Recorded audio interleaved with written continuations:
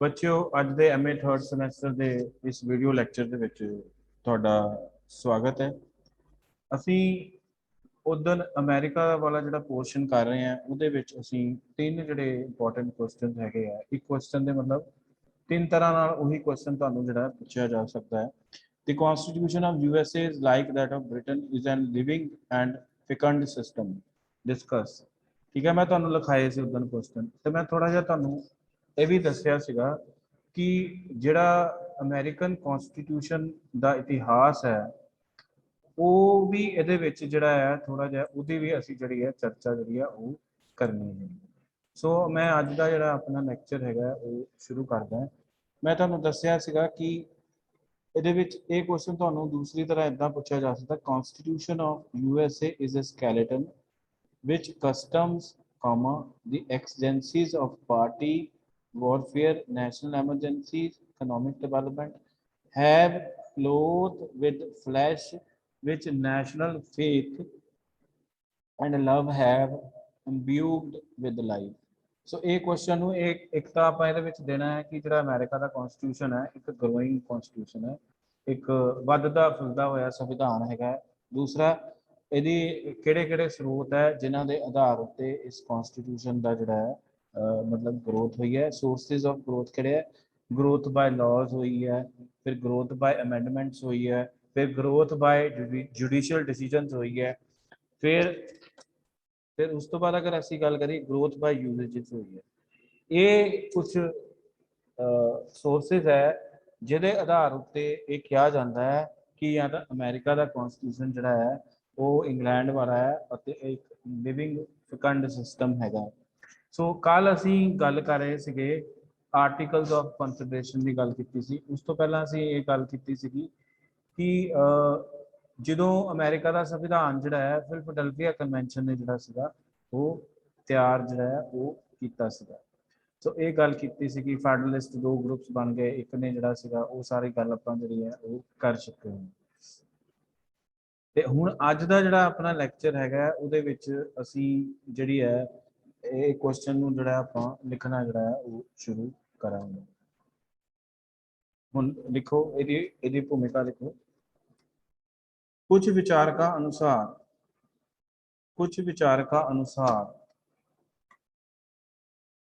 उन्होंने अमरीका के संविधान नूं इंग्लैंड के संविधान नाल तुलना की है अते इस नूं एक इहो जी चलती फिरती व्यवस्था दसिया है जिहड़ी कि एक फिकंड सिस्टम की तरह है, एक फिकंड सिस्टम की तरह है। या कुछ संविधानिक विशेषज्ञ ये भी मानते हैं कि अमेरिका का संविधान ने राष्ट्र के रूप विच अमरीका नूं बदलिया है। अते कुछ विचारकों का यह मानना है कि अमरीका का संविधान एक तरह का स्कैलेटन है, जिहड़ा कि हर तरह की परिस्थिति दे नाल नजिठता है, अते उस दे नाल लोगां विच राष्ट्रवाद की भावना पैदा करता है। अगर असी अमरीका के संविधान की गल करिए, ये दुनिया का सब तो छोटा संविधान है। इस विच प्रस्तावना की व्यवस्था की गई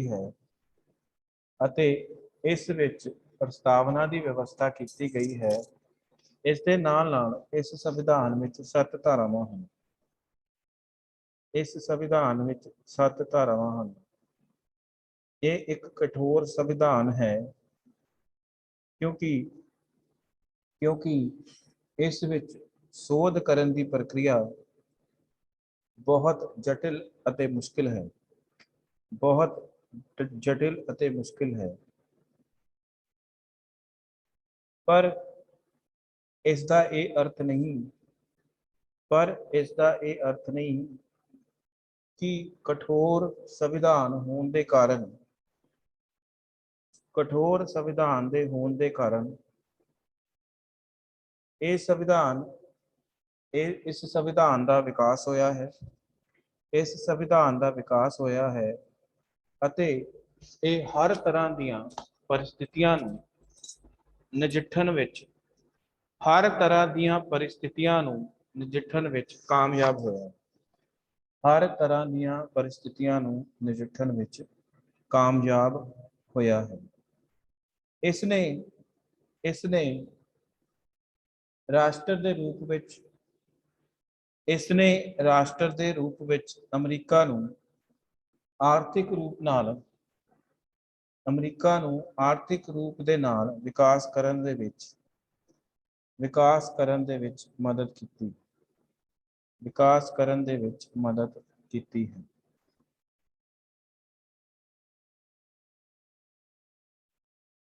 ठीक है जी, ਹੁਣ लिखो अजकल की परिस्थिति विच, अजकल की परिस्थितियां विच इस संविधान कई महीनों तो, ये संविधान कई महीनों तो बदलिया है, बदलिया है, जो कि फिलडल्फिया अधिवेशन ब्रैकेट लिख लो 1787 विच, 1787 विच बनाया गया सी, बनाया गया सी। इस संदर्भ विच संविधानिक विशेषज्ञ मुनरो का कहना है, मुनरो का कहना है the constitution, the constitution although bearing the date mark, the constitution bearing the date mark of 1787 has been steadily changing, has been steadily changing, developing, comma, expanding, comma, adapting itself throughout the intervening years, throughout the intervening years. It was framed for a small agricultural country. It was framed for small agricultural country. Today, it answers the needs of highly industrialized, highly industrialized and most powerful, and most powerful country of a continent size, country of a continent size। ठीक है जी, इतने तक लिख लिया होना मेरे ख्याल सारे ने। अगे अगे चलिए।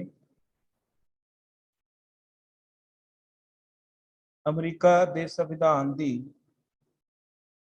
स्रोतां के आधार उत्ते विकास, अमरीका के संविधान का स्रोतां के आधार उत्ते विकास, या इत्थे तुसीं ये भी हैडिंग दे सकते हैं, ब्रैकेट लिख लो, American constitution has necessarily changed as nation has changed। Discuss, nation has changed, discuss नहीं लिखना तुसी।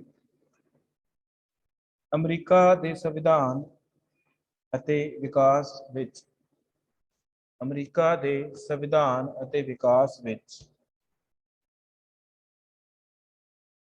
कई तरह के, कई तरह दी परंपरावां, न्यायिक निर्णय, कई तरह दी परंपरावां, न्यायिक निर्णय ਅਤੇ ਉੱਥੇ ਦੇ ਵਿਧਾਨ ਮੰਡਲ ਵਿੱਚ ਪਾਸ ਕੀਤੇ ਗਏ ਕਾਨੂੰਨ ਅਤੇ ਕਾਰਜਪਾਲਿਕਾ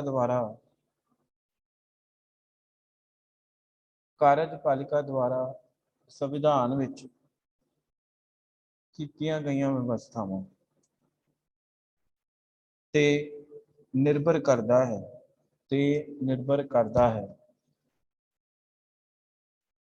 ਹੁਣ ਇਹਦੇ ਵਿੱਚ ਪਹਿਲਾ ਪੁਆਇੰਟ ਲਿਖਣਾ, ਕਾਨੂੰਨਾਂ ਦੁਆਰਾ ਸੰਵਿਧਾਨ ਦਾ ਵਿਕਾਸ, ਗਰੋਥ ਬਾय ਲॉज, ਕਾਨੂੰਨਾਂ ਦੁਆਰਾ ਸੰਵਿਧਾਨ ਦਾ ਵਿਕਾਸ। ਅਮਰੀਕਾ ਦੇ ਵਿਧਾਨ ਮੰਡਲ ਕਾਂਗਰਸ ਨੇ ਸਮੇਂ-ਸਮੇਂ ਉੱਤੇ ਕਈ ਤਰ੍ਹਾਂ ਦੇ ਕਾਨੂੰਨ ਬਣਾਏ ਜਿਨ੍ਹਾਂ ਨੇ ਅਮਰੀਕਾ ਦੇ ਸੰਵਿਧਾਨਿਕ ਵਿਕਾਸ ਵਿੱਚ ਆਪਣਾ ਯੋਗਦਾਨ ਦਿੱਤਾ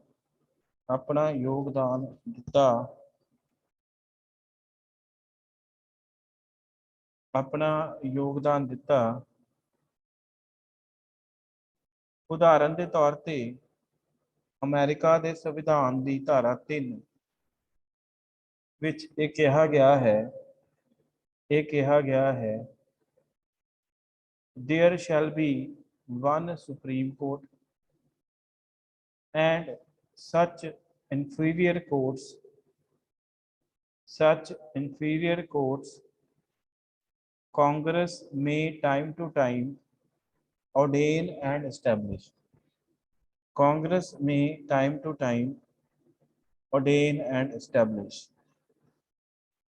Thus, the organization of entire federal judiciary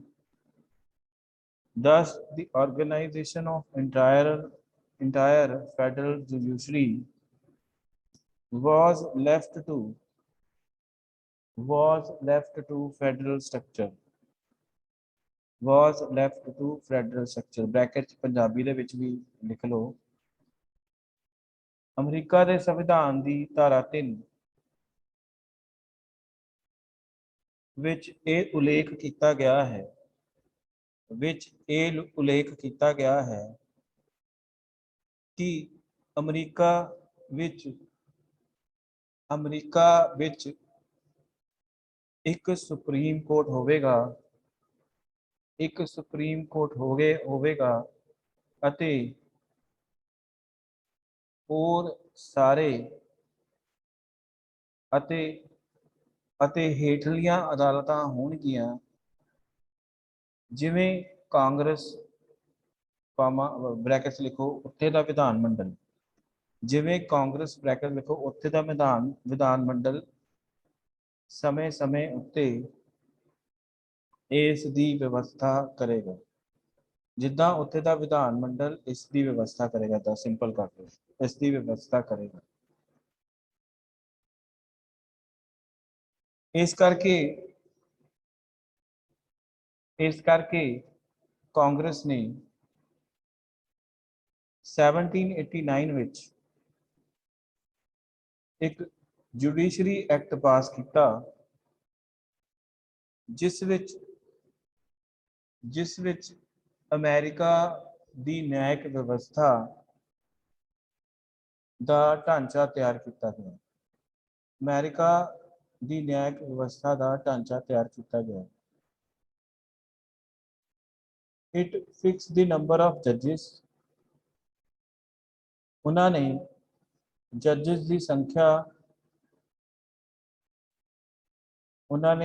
ਦੀ ਸੰਖਿਆ ਨਿਰਧਾਰਿਤ ਕੀਤੀ।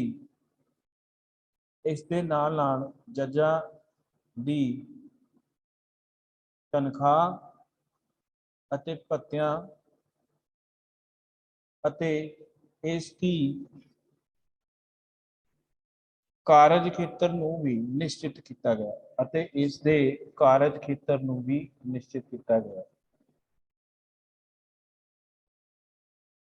ਇਸ ਕਾਨੂੰਨ ਨੂੰ ਵੀ ਕਈ ਵਾਰ ਸੰਸ਼ੋਧਿਤ ਕੀਤਾ ਗਿਆ। संशोधित किया गया। उदाहरण के तौर पे कांग्रेस ने ਇਹੋ ਜਿਹੇ कानून बनाए जिस विच अगर राष्ट्रपति दी मृत्यु हो जाती है तो राष्ट्रपति की मौत होने तो बाद राष्ट्रपति कौन बनेगा, राष्ट्रपति कौन बनेगा अते अगर उप राष्ट्रपति भी नहीं है तो उस तो बाद किहड़े-किहड़े व्यक्ति राष्ट्रपति के अहुदे उत्ते बैठ सकते हैं, उसनूं भी पैतृक राष्ट्रपति अधिनियम विच सुनिश्चित किया। पैतृक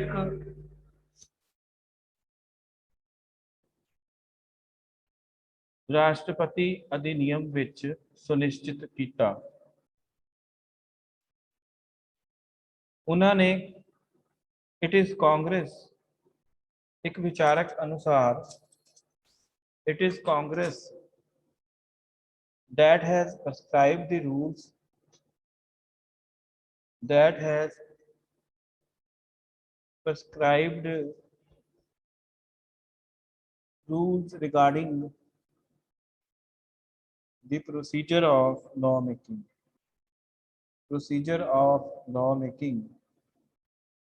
Thus Congress by its statutes has made significant contribution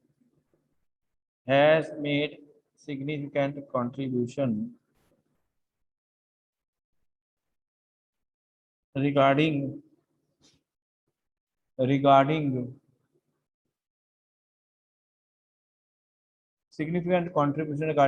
to the growth and development of American Constitution. Congress ने ब्रैकेट्स लिख लो इन्हों पंजाबी कांग्रेस ने समय समय उत्ते ਇਹੋ ਜਿਹੇ कानून बनाए ਅਤੇ कानून बनाने की व्यवस्था ਨੂੰ भी सुनिश्चित किया। इस तरह ਅਸੀਂ कह सकते हाँ कि कानून द्वारा या ਵੱਖ-ਵੱਖ कानूनों ने अमरीका के संविधान ਦੇ विकास विच अहम भूमिका निभाई है। हुण सैकेंड पॉइंट लिखो, संविधानिक सोधा राही विकास ग्रोथ बाय अमेंडमेंट्स। जिवें तुहानूं सारिआं नूं पता है कि अमरीका के संविधान का स्वरूप कठोर है, ताही हुण तक 1789 तो लैके 2021 तक अमरीका के संविधान विच 28 संविधानिक संशोधन हुए हैं। पर इन्हां संविधानिक संशोधन ने अमरीका के संविधान विच वड्डे बदलाव किए। उदाहरण के तौर ते अधिकार पत्र नूं वास्तविक संविधान विच जगह नहीं दिती गई सी। तब पहले 10 संविधानिक संशोधन राही अधिकार पत्र नूं इस दे विच शामिल किया गया।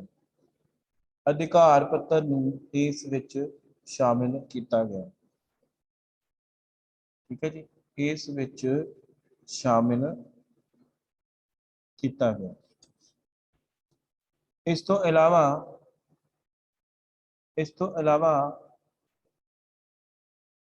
वोट पाने के अधिकार नूं वोट पाने के अधिकार विच अमेरिका विच रहन वालियां औरतां अते काले लोगों नूं भी शामिल किया गया।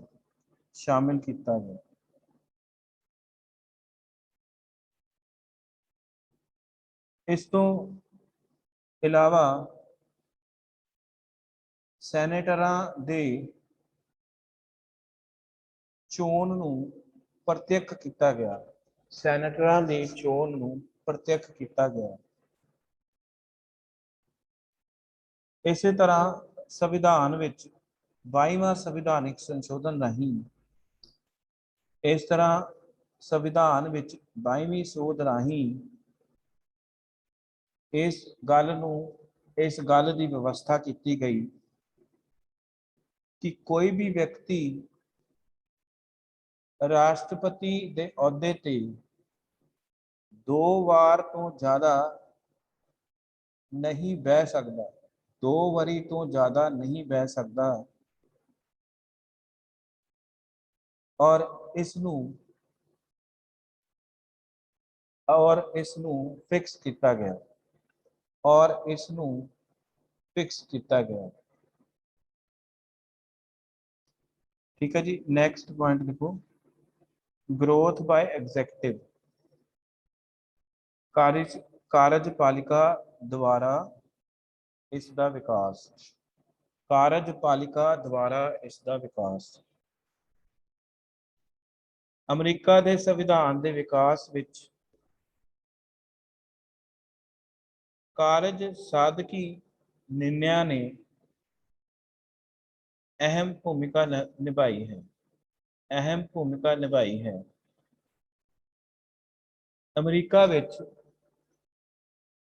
अमरीका विच बहुत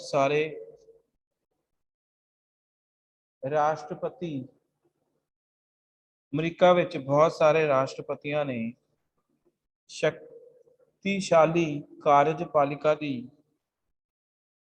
भूमिका निभाई है। शक्तिशाली कार्यपालिका की भूमिका निभाई है। उदाहरण के तौर पे राष्ट्रपति जॉर्ज वाशिंगटन, जैक्सन, लिंकन अते रूजवेल्ट ने अमरीका के संविधानिक विकास विच अपना योगदान दिता है।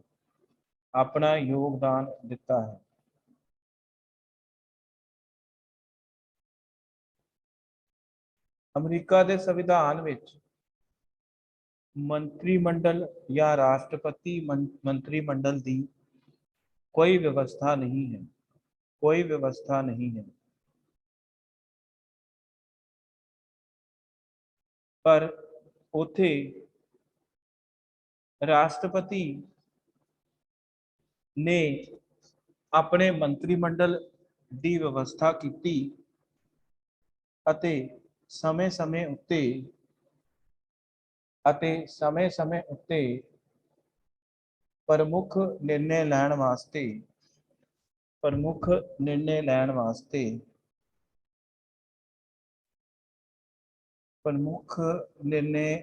वास्ते अपने मंत्रियों की सलाह भी लई। सो इस तरह असी कह सकते हाँ कि अमरीका की कार्यपालिका ने इस दे विकास विच अहम भूमिका निभाई। सो मैं अज का ये लैक्चर इत्थे खत्म करदा। ये 2 या 3 पॉइंट रह गए ने अपने, आपां कल करके अपना ये जिहड़ा एक क्वेश्चन है वो खत्म हो जाऊगा। एक क्वेश्चन तो वेरी इंपॉर्टेंट जिहड़ा हैगा मार्क कर लो। तो अज मैं जिहड़ा तुहाडी लाइव क्लास लगूगी ਤੇ ਲਾਈਵ ਕਲਾਸ ਦੇ ਵਿੱਚ ਜਿਹੜਾ ਹੈ ਅਸੀਂ ਇਹ ਵਾਲਾ ਕੁਐਸਚਨ ਜਿਹੜਾ ਹੈ ਆਪਾਂ ਅਮਰੀਕਾ ਆਪਾਂ ਜਿਹੜਾ ਇੰਗਲੈਂਡ ਦਾ ਸੰਵਿਧਾਨ ਕਰ ਰਹੇ ਹਾਂ ਉਹਦੇ ਵਿੱਚ ਆਪਾਂ ਇੰਗਲੈਂਡ ਦਾ ਸੰਵਿਧਾਨ ਤੇ ਜਿਹੜਾ ਨੈਕਸਟ ਜਿਹੜਾ ਪ੍ਰਸ਼ਨ ਬਣਦਾ ਹੈ ਕੁਐਸਚਨ ਬਣਦਾ ਉਹਦੇ ਉੱਤੇ ਆਪਾਂ ਚਰਚਾ ਜਿਹੜੀ ਹੈ ਉਹ ਜਾਰੀ ਰੱਖਾਂਗੇ।